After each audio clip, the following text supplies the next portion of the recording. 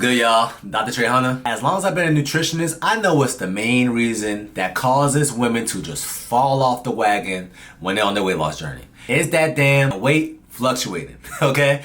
So today, what we're gonna talk about is all the main things that could cause your weight to fluctuate. The main thing that causes weight fluctuations in the human body is processed foods. So when you start looking at these Instagram accounts and you see these women who got the best bodies in the world, and for me, I see some men, pause, with the best bodies in the world, right? When they start showing you what they eat in a day, there's nothing processed in it. There's never a granola bar, you know? They might have granola.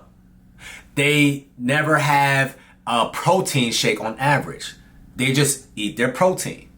When you cut out all the extra processed foods, these ingredients that are composed and created and bioengineered in the lab for you to indulge in, then it's going to be easier for you to lose the weight off the mere fact they're not adding a whole lot of crazy ingredients inside your body. In America, there's about 65 to 70 ingredients that's banned in any other country. If you have less variables and less factors into the equation, you can expect the scale to drop more. Me having blueberries is totally different from me having a blueberry muffin.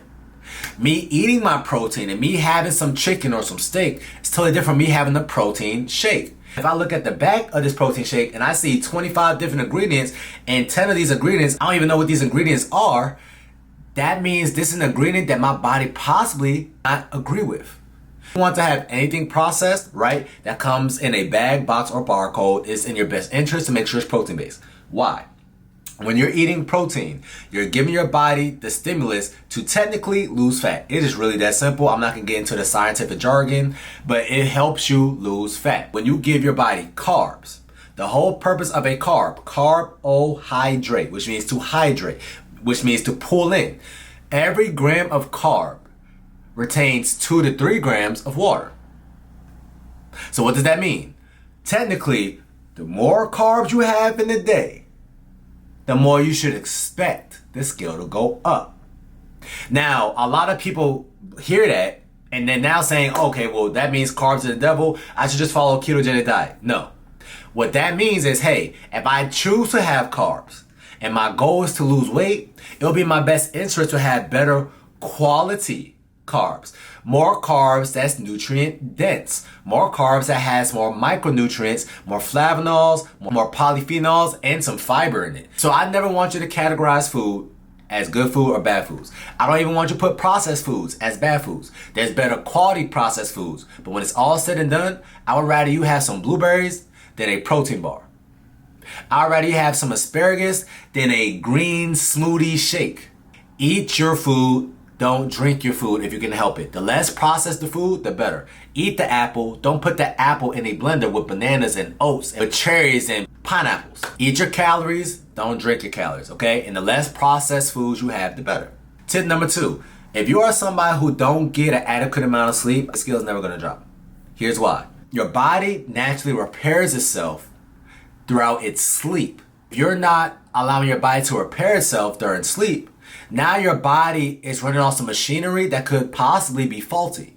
There's a reason why all the people who work graveyard shifts on average die faster than the average 9 to 5 American. And the main reason why is the people who's working graveyard shifts is trading in their time in the back end for money now. Graveyard shift hours pay more than any other hours of the day because these people know mentally that it's taxing on your body so much that you're literally taking off a little portion of your lifespan just to come in and get paid this extra $4 on top an hour. If you are somebody whose goal is to lose weight, it's in your best interest to prioritize sleep. Your body burns the most amount of body fat, not when you're awake, when you sleep. Your body also builds the most amount of muscle, not when you're lifting on that machine, it's when you sleep. So it's in your best interest to make sure you are prioritizing sleep. If you're not getting any sleep, cortisol is up. If cortisol's up, it's also going to retain water. That's why you get 4 hours of sleep, you get on the scale, you're like, why the hell did the scale go up? It's because your body is retaining water. Getting 7 to 8 hours of sleep at least. 7 is the baseline number, y'all. So that don't mean 7, woo, I did everything I had to do. Shoot for 8 on average. Make sure you are paying attention to foods that your body is sensitive to. If you're somebody that you know Your body don't agree with dairy. Why are you eating dairy? If I'm a celiac, which means that my body cannot tolerate gluten, there's no reason why I should eat a whole loaf of bread at Outback Steakhouse, even though I think they got the best bread on earth. If your body is sensitive to things, that means it's going to cause some form of inflammation. There's a reason why on an airplane, if one person, just one little person, is allergic to peanuts, the whole plane cannot have peanuts. Because this person, if they even get the whiff of peanuts, their throat is going to close up. That's inflammation. That's your body protecting itself from its environment. Let's say I'm allergic to strawberries, but I don't die when I have strawberries. But I know I'm allergic to strawberries because I seen a sensitivity test that told me I have strawberries. If I have strawberries, I shouldn't expect the scale to drop that day. It doesn't make logical sense. Just know anytime that there's something in your body, there's something in your environment that's causing you to have some form of inflammation, those days, the scale is not going to drop. So more of the story is, the less factors that's coming in a day when it comes to you losing weight, the better chances that you can expect the scale to drop the next day. Get a food tolerance test or get a food sensitivity test or start using ketone strips like I have my clients doing. Now, when your body's stressed, your body naturally is going to release cortisol. And when cortisol is up, your body's going to naturally release glucose. So if glucose is in the system, that means there was something that you ate yesterday that your body didn't agree with. You have to learn about this machinery that you're in. Now this information can be applied to your body for the rest of your life, because last time I checked, we only get one body in this lifetime. Tip number 3, if you're somebody who works out and you work out hard, you're busting your A in the gym, you're doing Orange Theory, you're doing solid core, all of these things is going to cause a little bit of stress in your body. And it's going to cause some form of inflammation. Anytime you're doing any huffing and puffing, right, your body has to catch up. And now this is an anaerobic exercise. That's why you're huffing and puffing.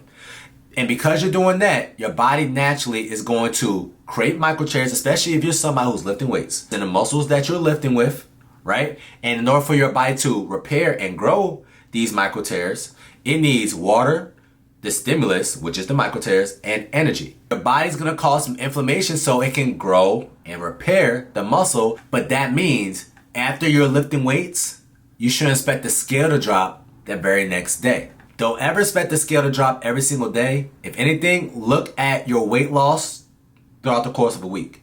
Now, if the scale drops a pound or 2, you're successful, because you're 2 pounds or 1 pound lighter than you were last week. Okay? But you can't do it every single day unless you're doing the exact same thing every single day, working out the exact same way every single day, and you're meal prepping and not switching nothing up with your food choices every single day. If you're not doing that, expect the scale to fluctuate. So the days that you're doing some low intensity cardio, you're not doing a lot of huffing and puffing, you're just walking, probably breaking the sweat, those days you can expect the scale to drop right after the gym. You're lifting weights, you're doing Orange Theory, you're doing P90X, you're doing Insanity, you're huffing and puffing, even though you're doing a lot of sweating, the days that you're causing any form of stress to your body and to your muscles, your body's gonna naturally retain water. So if you don't do cardio right after that, then don't expect the scale to drop. It might go up a pound, but that's because your body's naturally retaining water because cortisol's up. Stop focusing on the scale. That's not the end all be all. Start checking your measurements and you're going to realize that, oh wow, I went a whole course of the week and I'm at the same weight, but I feel smaller. I can buckle my pants all the way, right? I can finally hit that last little loop in the belt. These are wins, and that's because you are losing fat, but yet you're still tracking weight. The last tip I got for you is specifically for women. You already know on your cycle, the scale magically goes up about 3 to 5 pounds. Right before your cycle, you're gonna notice that you're having more mood swings, you're gonna have more cravings, you're retaining more water, you are bloated, and that's because when estrogen drops and progesterone drops, your body is looking for dopamine and serotonin. So now your body's gonna naturally crave things that's gonna pick up that dopamine. Guess what's gonna pick up that dopamine? That ice cream, that chocolate. If you're somebody who's a little bit more on the salty side, that popcorn, them chips. Your body's never craving, oh man, I would really like some chicken breast right now. Chicken breast don't elicit a dopamine spike in anybody. You know, your body naturally wants some carbs because carbs naturally give you a dopamine spike, which means you're gonna create a little bit more serotonin. So if you already know that during your cycle, you're gonna go up 3 to 5 pounds already, it's in your best interest to just maintain your weight throughout this week.